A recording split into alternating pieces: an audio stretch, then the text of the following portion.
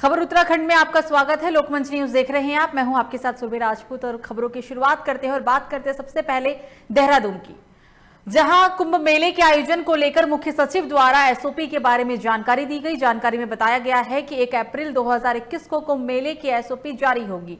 SOP के अनुसार 65 साल से ऊपर और 10 साल तक के बच्चों और साथ ही साथ गर्भवती महिला को महाकुंभ मेले में न आने की एडवाइजरी भी जारी की जाएगी। बताते चले इस दरमियान 72 घंटे पहले कोविड-19 की नेगेटिव रिपोर्ट भी दिखानी पड़ेगी और आपको बता दें कि एसओपी में इस बात को लेकर भी दिशा निर्देश दिए जाएंगे। 72 घंटे पहले की कोविड-19 नेगेटिव रिपोर्ट भी दिखानी होगी लोगों को।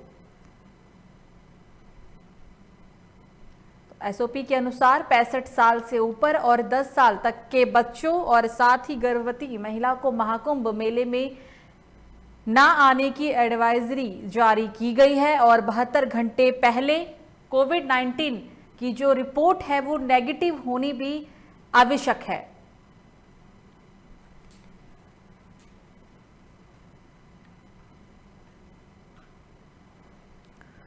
तो वहीं उत्तराखंड में 1 अप्रैल से शुरू होने वाले महाकुंभ की तैयारी प्रशासन ने पूरी कर ली है। इसके साथ ही नोटिफिकेशन भी जारी कर दिया गया है, लेकिन धर्मनगरी हरिद्वार में साफ सफाई की व्यवस्था चरमरा-सी गई है, जिससे साधु संतों में भी काफी नाराजगी देखने को मिल रही है। आपको बता दें कि धर्मनगरी हरिद्वार में साधु संतों ने महाकुंभ का आगाज पहले ही कर दिया है और कई अखाड़ों की धर्म ध्वजा और पेशवाई भी निकाली जा चुकी है। इसके साथ ही सन्यासी अखाड़े ने शिवरात्रि का शाही स्नान भी कर लिया है, बावजूद इसके कि कुंभ नगरी में सफाई की कोई भी व्यवस्था इतनी अच्छी नहीं दिखाई देती। महामंडलेश्वर स्वामी डॉक्टर उमाकांतानंद सरस्वती महाराज ने दूसरे शहरों में आम दिनों में भी यहां से अच्छी सफाई व्यवस्था रहती है, ये कहा उन्होंने। साथ ही साथ इस दरमियान उन्होंने ये भी कहा है कि धर्मनगरी हरिद्वार में कुंभ को अनाथ की तरह छोड़ दिया गया है।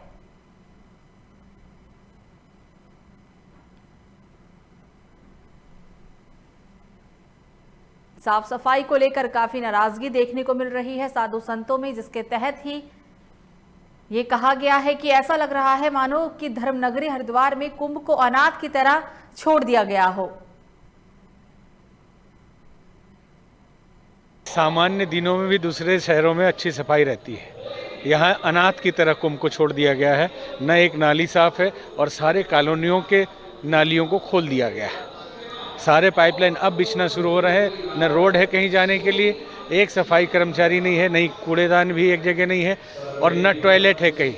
मेला क्षेत्र तो पूरा भूपत वाला भी है ना, आश्रमों के आसपास बाहर में टॉयलेट महिलाएं कर रही हैं, कहीं एक टॉयलेट का डब्बा नहीं है, कोई व्यवस्था ही नहीं है। ये सिर्फ एसओपी जारी करते हैं बस, और एसओपी के लिए तो हम कह रहे हैं कि कोरोना है तो बचाव करना चाहिए, लेकिन एक बड़ा मज़ेदार चुटकुला बन गया है कि जिसको कोरोना से बचना है जहाँ वहाँ इलेक्शन में चले जाइए, आप बंगाल चले जाइए, आप दूसरे उसमें चले जाइए, वहाँ कोरोना नहीं होता, वो सारा कोरोना कुंभ के लिए। तो वहीं कन्याकुमारी से 7000 किलोमीटर का सफर तय करके रुड़की पहुंची कुंभ संदेश यात्रा के आयोजकों ने बीटीगंज स्थित जैन धर्मशाला में एक प्रेस वार्ता का आयोजन किया, जिसमें कुंभ संदेश यात्रा के उद्देश्य के बारे में लोगों को जानकारी दी गई। जानकारी के लिए आपको बता दें कि दक्षिण भारत के पवित्र तीर्थ स्थानों से लेकर देवालयों और तीनों महाकुंभ स्थानों से कुंभ संदेश यात्रा अपने अंतिम पड़ाव में रुड़की पहुंची है। कन्याकुमारी से हरिद्वार तक 40 दिनों में 7000 किलोमीटर का सफर तय करने वाली ये कुंभ संदेश यात्रा रथ गाड़ियों से चलते हुए 24 मार्च को दिल्ली पहुंची थी, जिसके बाद पैदल चलते हुए आज ये यात्रा रुड़की पहुंच गई है। इस यात्रा का उद्देश्य प्राचीन भारत की संस्कृति और सभ्यता से भारत सहित पूरी दुनिया को परिचित कराना है और सदियों से ही चली आ रही इस कुंभ परंपरा को दुनिया के सामने लाकर भारत का गौरव बढ़ाना है।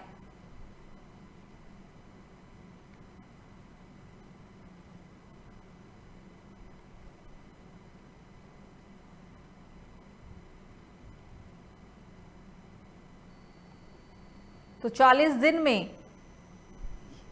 दिन से ये जो पथ यात्रा थी वो चल रही थी। बताते चले कि अब ये रुड़की पहुंच चुकी है आपको बता दें इससे पहले दिल्ली पहुंची थी, जिसके बाद पैदल चलते हुए आज ये यात्रा रुड़की पहुंची। इस यात्रा का जो उद्देश्य है वो प्राचीन भारत की संस्कृति और सभ्यता से भारत सहित पूरी दुनिया को परिचित कराना है और सदियों से ही चली आ रही कुंभ परंपरा को भी दुनिया के सामने लाकर भारत का गौरव बढ़ाना है।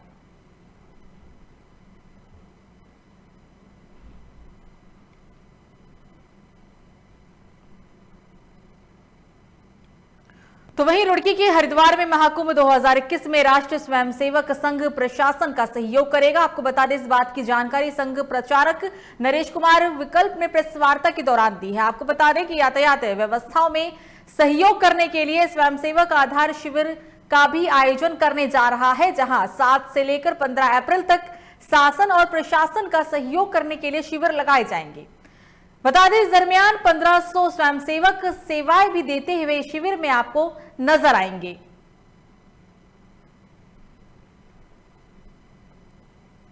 तो शिविर में 1500 स्वयंसेवक सेवाएं देते हुए नजर आने वाले हैं। स्वच्छता के जो उद्देश्य से आपको बता दें कि इस दरमियान जो है वो स्वयंसेवक प्रचारक नरेश कुमार ने इस बात की जानकारी प्रेस कॉन्फ्रेंस के दरमियान दी है। यातायात व्यवस्था में सहयोग करने के लिए इस शिविर का आयोजन किया जा रहा है। स्वयंसेवक आधार शिविर का आयोजन 7 से लेकर 15 अप्रैल तक किया जाएगा, जहां शासन और प्रशासन का सहयोग करने के लिए शिविर लगाए जा रहे हैं। इस शिविर में 1500 स्वयंसेवक सेवाएं देते हुए लोगों को नजर आने वाले हैं। आधार शिविर का आयोजन किया जाना है। 1500 स्वयंसेवक सेवाएं शिविर में देते हुए नजर आएंगे। हम आपको ये तस्वीर दिखा रहे हैं उत्तराखंड के रुड़की की, जहां महाकुंभ में राष्ट्रीय स्वयंसेवक संघ की जो तैयारी है वो पूरी है और इसी के तहत ही एक शिविर का आयोजन किया जाने वाला है।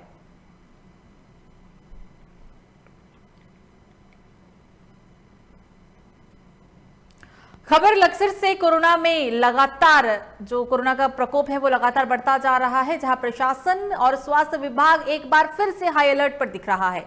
कोरोना के बढ़ते मामलों को देखते हुए अब कोरोना की सैंपलिंग का दायरा बढ़ाने के निर्देश दिए गए हैं और साथ ही अब बॉर्डर पर सैंपलिंग से साथ साथ भीड़ भाड़ वाले इलाकों में भी फिर से बड़े पैमाने पर लोगों के कोरोना सैंपल लिए जाएंगे।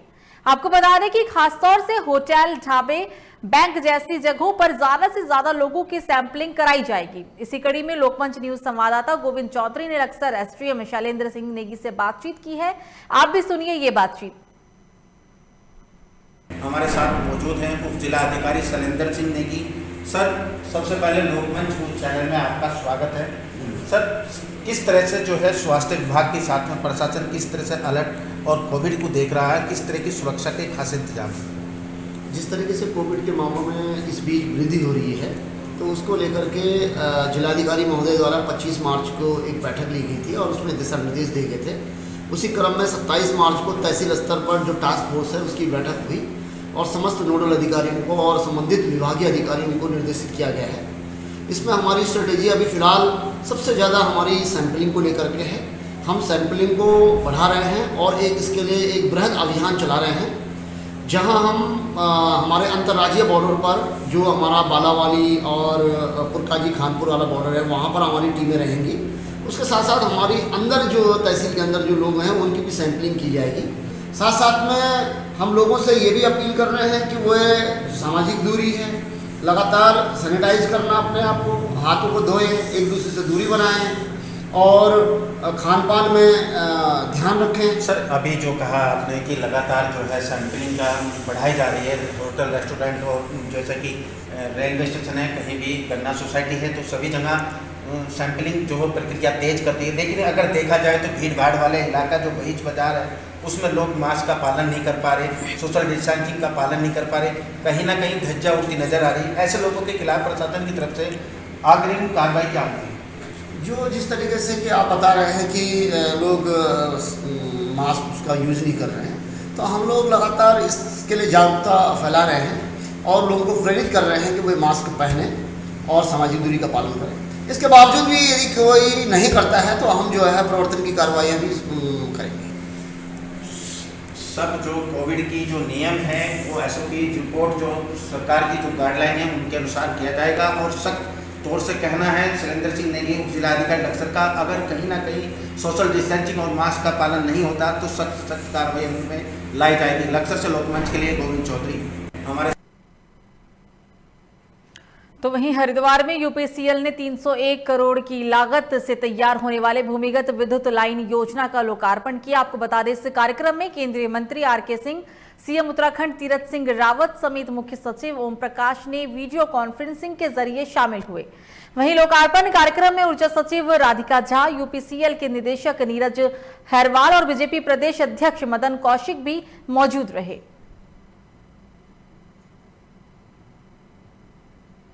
₹301 करोड़ की लागत से तैयार होगी पूरी ये परियोजना, जहां पर मुख्यमंत्री उत्तराखंड के मुख्यमंत्री तीरथ सिंह रावत भी वीडियो कॉन्फ्रेंसिंग के जरिए इस कार्यक्रम में शामिल हुए हैं। आपको बता दें कि इस कार्यक्रम के दरमियान केंद्रीय मंत्री आरके सिंह समेत उत्तराखंड के मुख्यमंत्री तीरथ सिंह रावत, मुख्य सचिव ओम प्रकाश ने वीडियो कॉन्फ्रेंसिंग के जरिए अपनी जो मौजूदगी है वो दर्ज कराई है। लोकार्पण कार्यक्रम के दरमियान ऊर्जा सचिव राधिका झा, यूपीसीएल के निदेशक नीरज खैरवाल और बीजेपी प्रदेश अध्यक्ष मदन कौशिक भी वीडियो कॉन्फ्रेंसिंग के ही जरिए मौजूद दिखे हैं।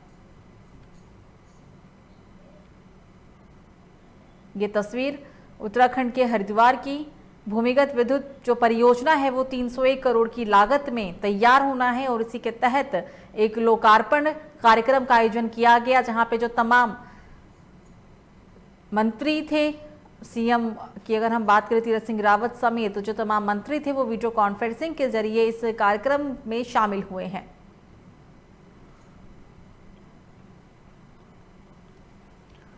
खबर उत्तराखंड के लालकुआं से है, जहां वरिष्ठ पुलिस अधीक्षक प्रीति प्रियदर्शनी ने लालकुआं कोतवाली का वार्षिक निरीक्षण करते हुए लंबित पड़े मुकदमों की समीक्षा की है, जिसके बाद अधिकारियों को लंबित पड़े मामलों को जल्द सुलझाने के भी निर्देश दिए गए।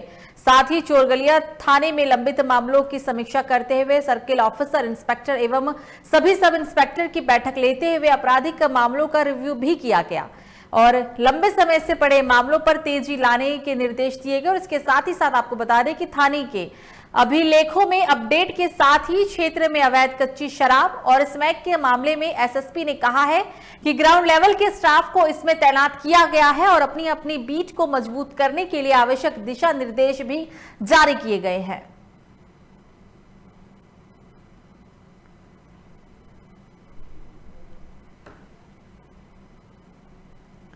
तो वहीं एशिया पोस्ट सर्वे में देश के 50 लोकप्रिय एसएसपी में उत्तराखंड के 3 एसएसपी को जगह मिली है। आपको बता दें, फेम इंडिया मैगजीन में टिहरी एसएसपी तृप्ति भट्ट को भी शामिल किया गया और इसके साथ ही हरिद्वार के एसएसपी कृष्णा राज सेंथिल अब्दुई और नैनीताल के एसएसपी प्रीति प्रियदर्शनी सर्वे में 12 मापदंडों के आधार पर 50 एसएसपी के टॉप सूची में जगह बनाई है। 12 मापदंडों में crime control, law and order में सुधार, पीपुल्स फ्रेंडली, दूरदर्शिता, उत्कृष्ट सोच, जवाबदेह कार्यशैली, अहम फैसले लेने के त्वरित क्षमता, सजगता और व्यवहार कुशलता आदि शामिल है। आपको बता दें कि इस दरमियान एसएसपी तृप्ति भट्ट ने कहा है कि देश के 50 लोकप्रिय एसएसपी में उनका नाम शामिल होने अब उनका नैतिक दायित्व और भी ज्यादा बढ़ गया है। वे हरिद्वार में होने वाले महाकुंभ में अपनी महत्वपूर्ण भूमिका निभाने के लिए तैयार हैं।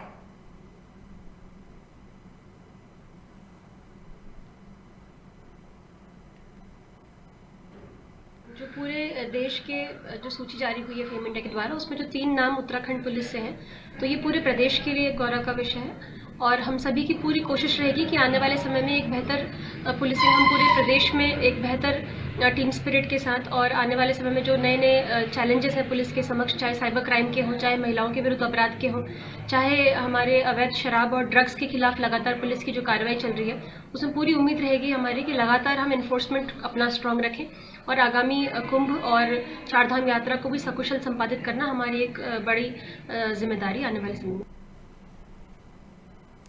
खबरों में आगे बढ़ते हैं और बात करते हैं उत्तराखंड के देहरादून की, जहां मंझोन नीनी नदी में दिन दहाड़े अवैध खनन का कारोबार चल रहा है, जिसका विरोध ग्रामीणों के द्वारा लगातार किया जा रहा है।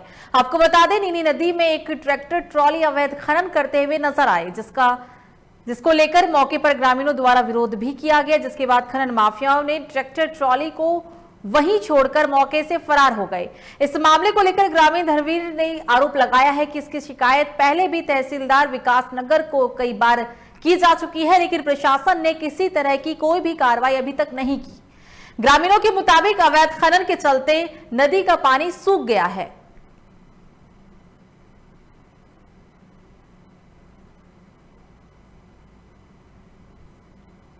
अवैध खनन का जो कारोबार है वो यहाँ पर बरसों से फल फूल रहा है। हम आपको ये तस्वीर दिखा रहे हैं उत्तराखंड के देहरादून की। हालांकि इस दरमियान ग्रामीणों का कहना है कि इस बात की शिकायत पहले भी थाने में की गई है, लेकिन कोई भी कार्रवाई नहीं की गई, जिसके बाद उन्होंने ये भी कहा है कि इस मामले को लेकर ग्रामीण धर्मवीर ने आरोप लगाया है कि वो पहले भी इस बात की जो शिकायत है वो विकासनगर थाने में कई बार कर चुके हैं, लेकिन प्रशासन ने किसी भी तरह की कोई भी कार्रवाई नहीं की। ग्रामीणों के मुताबिक अवैध खनन के चलते नदी का पानी सूख रहा है। हम आपको ये तस्वीर, ये जो पूरा वीडियो है, ये उत्तराखंड के देहरादून से दिखा रहे हैं।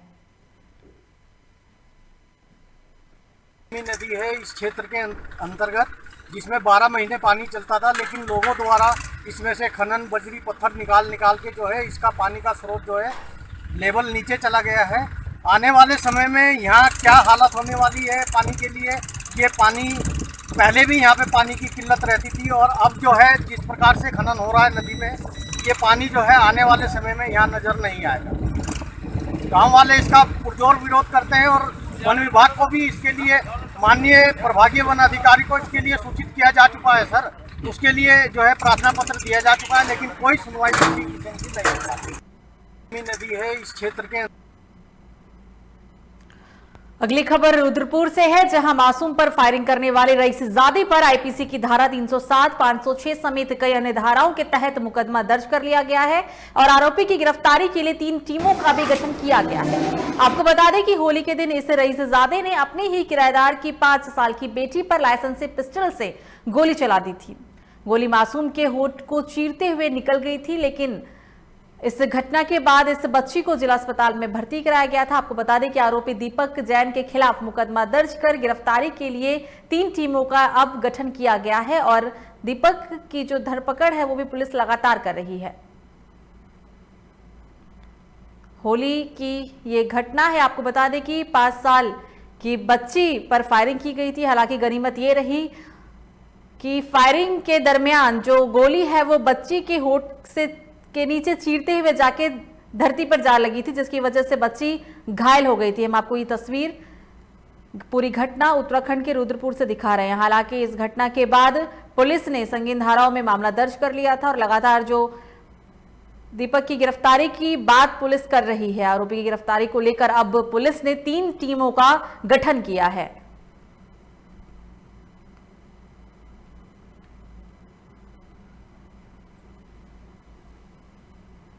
होली के दिन की पूरी ये घटना है। हालांकि इससे पहले भी हम आपको लोकमंच न्यूज के जरिए इस खबर से अवगत करा चुके हैं।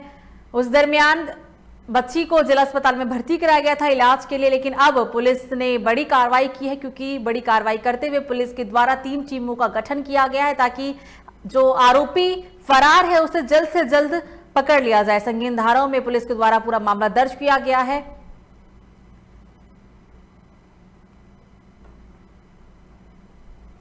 बनी है जो इसमें लगातार दबिश दे रही है, जल्दी आरोपी को गिरफ्तार करके जेल भेजा जाएगा। सर, जो असला था उसकी भी कैंसिलिंग की कार्रवाई की जा रही है। इसमें उनके पास, अभियुक्त के पास तो कोई अभी तक प्रकाश में नहीं आया लाइसेंस। उसके पिताजी और भाई के पास लाइसेंस होना प्रकाश में आया है, तो उनके निरस्तीकरण की रिपोर्ट भेजी जाएगी। सर, जमानत पर बाहर चल रहा था ये आरोपी, से पूर्व भी कई मामले दर्ज हैं। इसमें कितने मामले? पूर्व 2010 में इस पर जो मामले पंजीकृत थे, ये इसमें 3 टीमें बनी। तो वहीं लक्सर के खानापुर थाना इलाके के चंद्रपुरी खादर गांव जंगल में 21 साल की युवती का शव मिलने से इलाके में हड़कंप मच गया। जानकारी के मुताबिक चंद्रपुरी गांव की युवती मंगलवार को अपने पशुओं के लिए चारा लेने के लिए जंगल गई थी, लेकिन घर नहीं लौटी। युवती की तलाश करने पर उसका शव जंगल की झाड़ियों में मिला। वहीं मौके पर पहुंची पुलिस ने शव को कब्जे में लेकर पोस्टमार्टम के लिए भेज दिया है और साथ ही फॉरेंसिक टीम ने मौके वारदात से सबूत के तौर पर कुछ सैंपल भी इकट्ठे किए हैं। मृतका के परिजनों का कहना है कि युवती की हत्या की गई है और पुलिस से तत्काल कार्रवाई की मांग भी लगातार परिजन कर रहे हैं। फिलहाल पुलिस मामले की छानबीन में जुट गई है।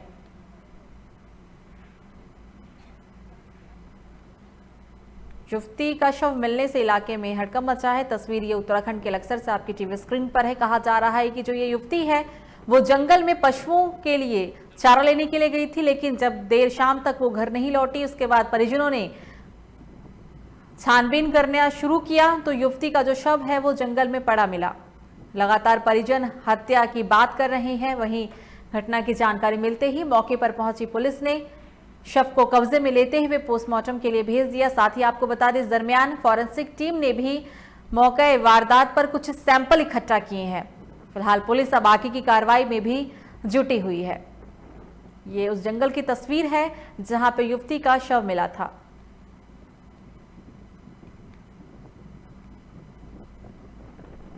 लिए गई थी, फिर पता ना लगा, उनका मन चला पता। फिर क्या हुआ? फिर ढूंढी उन्होंने, नहीं मिली, फिर सुबह लाश पाई। क्या लगता है आपको? मारी हो रही है किसी ने फिर तो पुलिस से किस प्रकार की मदद चाहते हैं? चाह रहे बस कुछ ना कुछ तो हो गई, निन्ना तो मिल थोड़ा बहुत और। तो आज सुबह जो है हमारा थाना कानपुर क्षेत्र के अंतर्गत जो चंदपुरी गांव पड़ता है, वहाँ खेत में जो है एक महिला का शव मिलने की सूचना मिली। तुरंत पुलिस मौके पे पहुंच गई और उच्च अधिकारी सभी भी पहुंच गए थे। अभी शव को जो है बरामद करके पंचनामा करके पोस्टमार्टम कार्रवाई के लिए भेज रखे हैं और जैसा पोस्टमार्टम रिपोर्ट आएगा फिर उसके बाद का जो है उसी अनुसार जो है हम आपको कारण बता पाएंगे। अभी कार्रवाई प्रचलित है। खबरों में आगे बढ़ते और बात करते हैं उत्तराखंड के भगवानपुर की, जहां 2 दिन पहले चली खबर का असर देखने को मिला है। दरअसल वन विभाग के अधिकारियों ने डाडा पट्टी खेड़ी शिकोपुर गांव के जंगल का दौरा किया। आपको बता दें कि गांव के खेतों में कुछ दिनों से गुलदार की दस्तक से ग्रामीणों में काफी दहशत का माहौल बना हुआ था और इस मामले को लेकर 2 दिन पहले हमारे चैनल द्वारा इस खबर को प्रमुखता से दिखाया भी गया था, जिसके बाद अधिकारियों ने निरीक्षण में गुलदार के पदचिन्हों को पाया। निरीक्षण करने पहुंची वन विभाग की कर्मचारी उषा कश्यप ने बताया है कि ग्रामीणों द्वारा गुलदार की सूचना पर गांव के बीच जंगल में उच्च अधिकारियों के निर्देश पर पहुंचे और मौके पर गुलदार के पदचिन्ह पाए गए हैं। फिलहाल उन्होंने कहा है कि जल्द से जल्द आगे की कार्रवाई भी की जाएगी। तो लोकमंच न्यूज के खबर का असर देखने को मिला है। आपको बता दें, इस खबर को हमने प्राथमिकता से दिखाया था। असर ये रहा कि खबर चलने के बाद वन विभाग की जो टीम है वो इस जंगल में पहुंची है।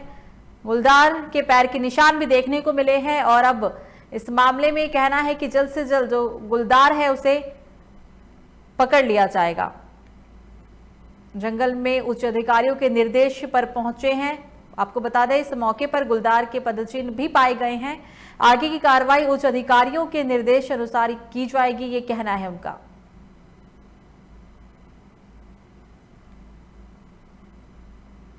ये ग्रामीणों की सूचना मिलने पर यहाँ पे गुलदार दिखाई देने के कारण तो हमें सूचना मिली, उसके कारण हम यहाँ पे पहुँचे। तो हमने यहाँ पे देखा मतलब घूम के इधर उधर चारों तरफ, तो हमें 1-2 पदचिन्ह दिखाई दिए। उसके बाद हम देखते हैं उसकी पिंजरा लगवाने की वो करते हैं उसको। ये तो वहीं खबर उत्तराखंड के नामनगर से है, जहां पुलिस को एक बड़ी कामयाबी हाथ लगी है। आपको बता दें कि वरिष्ठ पुलिस अधीक्षक प्रीति प्रियदर्शनी द्वारा नशे के विरुद्ध चलाए जा रहे अभियान के तहत प्रभारी निरीक्षक अबुल कलाम के नेतृत्व में पुलिस बल के क्षेत्र में शांति व्यवस्था और कानून व्यवस्था बनाए रखने के लिए अलग अलग जगह पर चेकिंग अभियान चलाए जा रहे हैं, जिसके चलते अलग अलग जगहों से चेकिंग के दौरान 3 स्मैक तस्करों को गिरफ्तार किया गया है। आपको बता दें, एसएसआई विजयपाल चौहान का कहना है कि इसमें एक शराब और गांजे के खिलाफ आगे भी पुलिस द्वारा निरंतर अभियान चलाए जाएंगे। यदि कोई स्मैक तस्कर शराब या गांजा पीता हुआ पाया जाता है तो उसके विरुद्ध सख्त कार्रवाई भी की जाएगी और साथ ही दोषियों को बख्शा भी नहीं जाएगा।